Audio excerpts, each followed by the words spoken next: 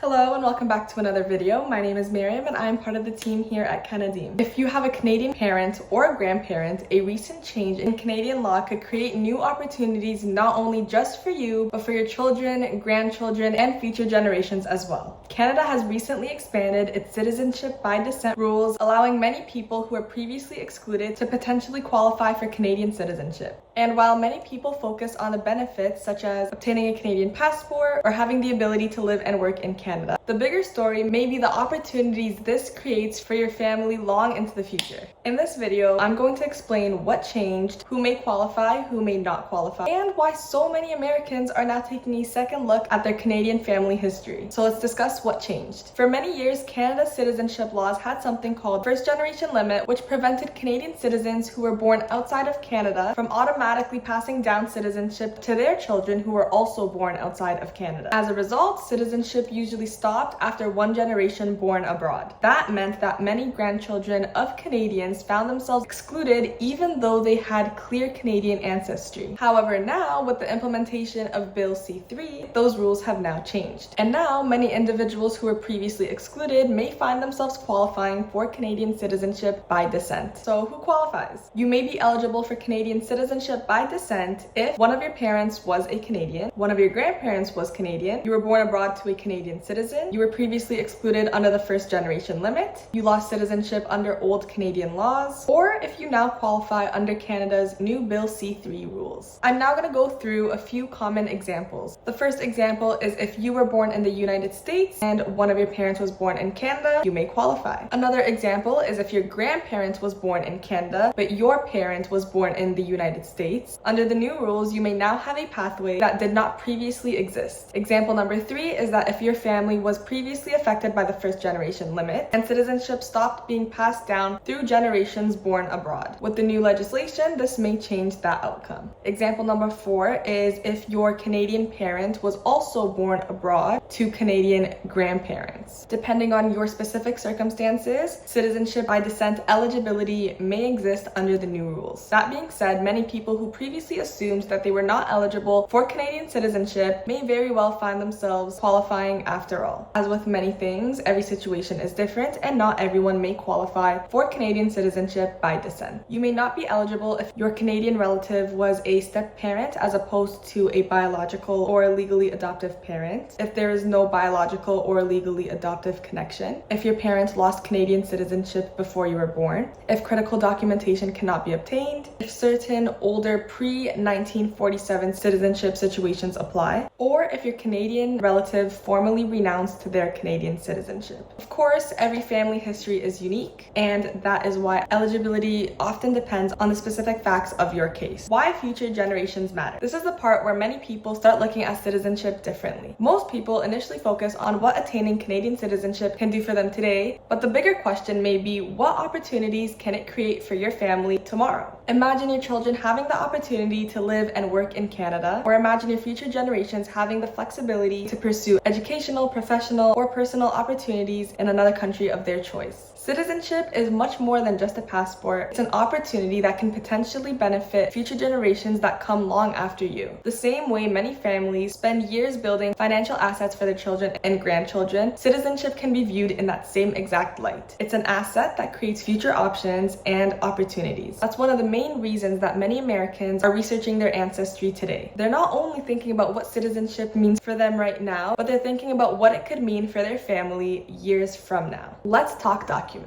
One of the most important parts of any citizenship by descent application is proving your family connection. In many cases, eligibility itself is not the main challenge. The biggest challenge is gathering all the necessary documents to prove your claim. Most applicants will need long-form birth certificates, marriage certificates, adoption records where applicable, proof of Canadian citizenship for a parent or grandparent, and legal name change documents if applicable. Long-form birth certificates are especially important because they show parental information and and help establish the family connection from one generation to another. In fact, you'll often need a long-form birth certificate for every person in the family chain, including yourself, your parent, and your grandparent. The smaller wallet-sized birth certificates that many people have at home are often not enough because it doesn't show both parents. Marriage certificates can be critical as they help explain name changes and connect records across different generations, particularly when family members change their name after marriage. That being said, for older family histories, additional research may be required. Some applicants need naturalization records if a Canadian ancestor later became a U.S. citizen. Others may need Canadian census records, church records, parish registers, or even documents from provincial archives to fill gaps in their family history. This is especially common when tracing ancestors who lived in Canada before civil registration records were consistently maintained. An important tip is to start gathering all your documents as soon as possible. Many archives across Canada have now reported a significant increase in requests from Americans researching their Canadian ancestry. As a result, obtaining older records can sometimes take longer than expected. Many applicants spend months collecting and organizing their documents before they're ready to submit their citizenship application. How to apply and what are the benefits? If you're eligible, the first step is typically applying for a Proof of Canadian Citizenship certificate. As stated in its name, this certificate officially confirms your Canadian citizenship status. Once you receive this certificate, you can then apply for a Canadian passport, as a Canadian passport cannot be issued until citizenship has been formally confirmed. The government fee for a proof of citizenship application is currently $75, and processing times as of June 11, 2026 generally range from about 11 to 15 months depending on the complexity of the case. What benefits you have, you may ask? Canadian citizenship provides several important benefits, including the right to live and work anywhere in Canada, access to public health care and social programs after meeting provincial residency requirements, the right to vote in Canadian elections, and above all else, eligibility for a Canadian passport, which opens the doors to many opportunities. One of them being dual citizenship. Canada does allow dual citizenship, meaning many Americans can generally hold both US and Canadian passports at the same time.